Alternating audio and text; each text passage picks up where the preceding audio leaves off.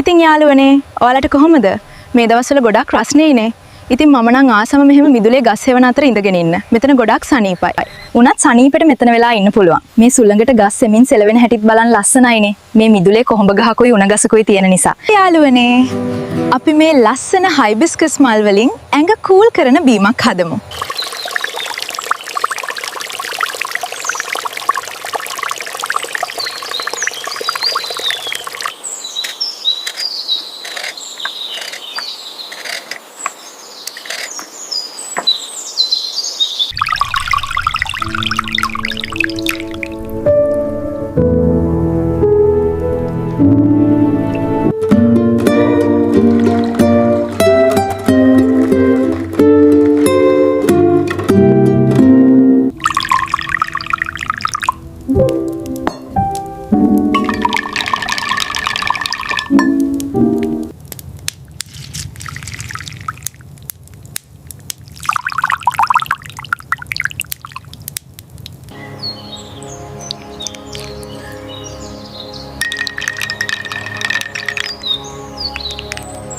මේ බීම් එකෙන් අභ්‍යන්තරය සිසිල් වෙනවා.